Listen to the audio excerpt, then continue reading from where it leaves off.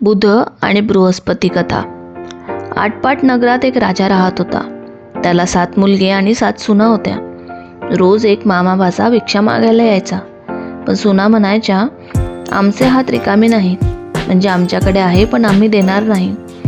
काही दिवसांनी त्यांच्या घरी दरिद्री आली। आता खरंच हात रिकामे झाले। पुन्हा मामाभाचा आला। सुना म्हणाल्या, आहे तर दिलं असतं, पण आता आमच्याकडेच काही नाही। धाकटी सून मात्र शहाणी होती। तिला वाटलं, जेव्हा होतं तेव्हा दिलं नाही, आता नाही म्हणून नाही म्हणणं चुकीचं आहे। ती ब्राह्मणाच्या पायाशी पडली आणि विचारलं, आम्ही परत सुखी कसं होऊ? ब्राह्मण म्हणाले, श्रावण महिन्यात दर बुधवारी आणि बृहस्पतिवारी ब्राह्मणाला जेवायला बोलव। पती घरात नसेल तर दाराच्या मागे 2 बाहुल्या काढ। संपत्ती हवी असेल तर पेटीवर, धान्य हवं असेल तर कोठीवर बाहुली काढ। त्यांची भक्तिपूर्वक पूजा कर, अतिथींचा सत्कार कर। तिने हे व्रत सुरू केलं। एकदा तिला स्वप्न पडलं, ब्राह्मण जेवत आहे आणि ती चांदीच्या भांड्यात तूप वाढते आहे। तिने हे जावांना सांगितलं, पण त्यांनी थट्टा केली। तो चमत्कार घडला।